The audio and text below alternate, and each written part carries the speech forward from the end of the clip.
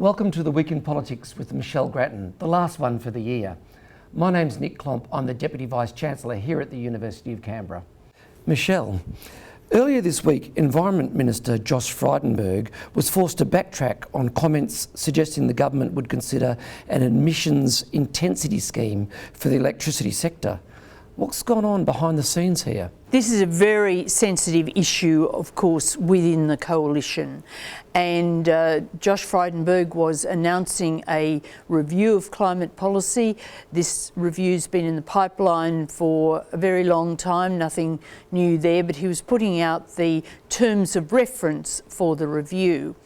And when he was interviewed, he made the point that an emissions intensity scheme for the electricity industry is something that's been favoured by a number of people in the debate, or organisations in the debate, including in the electricity sector. Now, this is vastly different from a general emissions trading scheme, but within the coalition, because this issue has such a history, is so sensitive, is a totemic issue for the right in particular, there was an immediate backlash within the coalition ranks, and the Cabinet discussed it, senior ministers discussed it, and Josh Frydenberg had to go out and say, no, we won't even consider that. But as you say, the government has committed to this review of climate change policy. What room does Malcolm Turnbull have to develop some serious policies to reduce carbon emissions? Well, now that the emissions intensity scheme has been ruled out of consideration, his options really are much less. And the government, of course, has at the moment its direct action plan. It could continue that with more taxpayers' money, and it could look at a number of other side issues.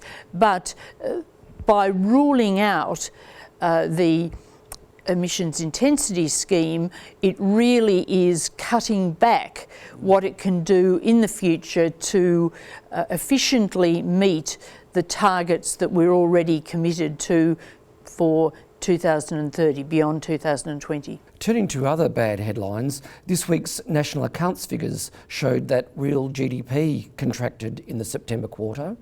If the economy continues to turn sour, where does that leave the government? In a very, very bad place, because economic management is, of course, the area where the government feels it has a strong advantage in political terms, and if it's seen not to be able to manage the economy well, then that is bad news on a political front, as well, of course, as substantively on an economic front.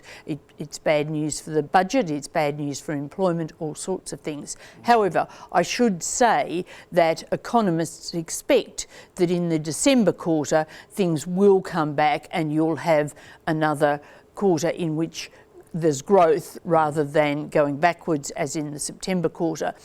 If they are proved wrong, of course, 2 quarters of negative growth amount to a technical recession, and you can just imagine the headlines. So looking back on the year that was 2016, policy wins for the government have been few and they've been hard fought. How would you rate Malcolm Turnbull's performance given his difficult circumstances? I think he's had a poor year. He won the election, and of course that in itself is an achievement, but nevertheless he won it so narrowly that he doesn't have the mandate he really needs to carry things forward strongly, to put his stamp on things.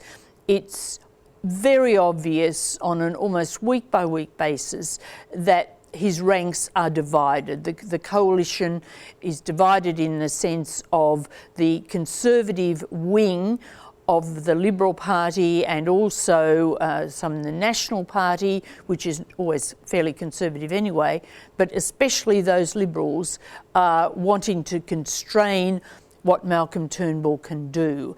And they've taken heart from things that have happened this year, like Brexit, like Trump's win, like the rise of Hansonism, which is really giving the Conservative voices in the coalition much more volume and also much more confidence to speak out strongly. So it's going to be very hard in the next 12 months for Malcolm Turnbull really to chart a course which unites his troops but also goes in the direction of good policy. The pressures will be there to be populist, to be conservative, to play politics rather than strong policy. So a bit of a poor year. He'll be looking forward to the Christmas break, I imagine. And doing a bit of reflection during that break. And thank you, Michelle, for all of 2016. We'll see you in the early year 2017. Look forward to it. Thanks a lot, Nick.